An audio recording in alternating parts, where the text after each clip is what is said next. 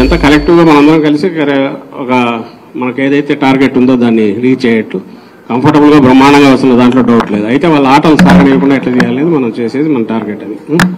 మళ్ళీ అధికారంలోకి వస్తున్నాం, బ్రహ్మాండంగా వస్తున్నాం.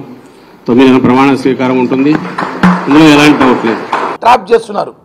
ఓటమి భయంతో కౌంటింగ్కి మనుషులు కూడా రారని, మనం గెలుస్తున్నామని చెప్పి పిచ్చి మాటలు మాట్లాడతారు.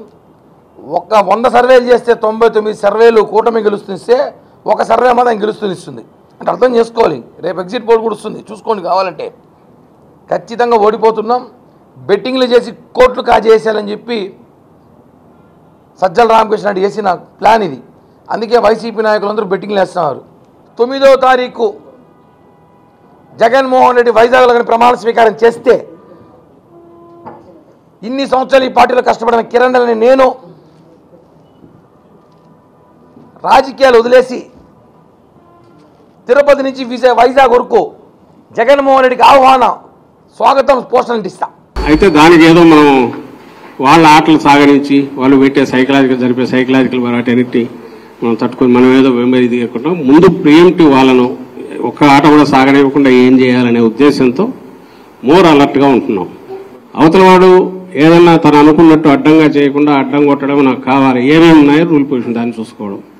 మనది ఒకటే వాడు చల్లనోటుగా ఇచ్చేసే పరిస్థితి రాకుండా అడ్డం పడాలి, ఏమేం చేయొచ్చో దానికి మనకు కావాలి. ఇదే మనకు అంతే తప్ప రూల్ ఎట్లుంది కాబట్టి దాని ప్రకారం మనం పోదాం అనడానికి మనం కూర్చోాలా.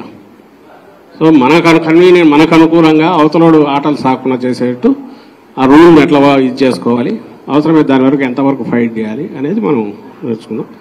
సజ్జల రామకృష్ణారెడ్డి జగన్కి డాడీ లాంటోడే. ఆయన మాట్లాడుతూ నిన్న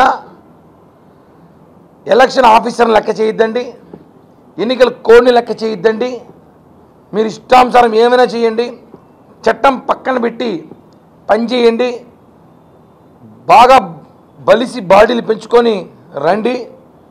అదే చెప్తున్నాం. ఎలా మీరు ఇంకా ఉస్తాద్ ఫైల్ మ్యాన్లు పట్టుకొస్తారా ఎలక్షన్ కౌంటింగ్లకి? ఏమైనా పట్టుకొచ్చి వాళ్ళకి గంజాయి డ్రగ్స్ కల్పించి మద్యం సేవించి కౌంటింగ్లో పంపించాలని చెప్పి ఏమైనా కోచింగ్ ఇస్తున్నారో అడుగుతున్నాం.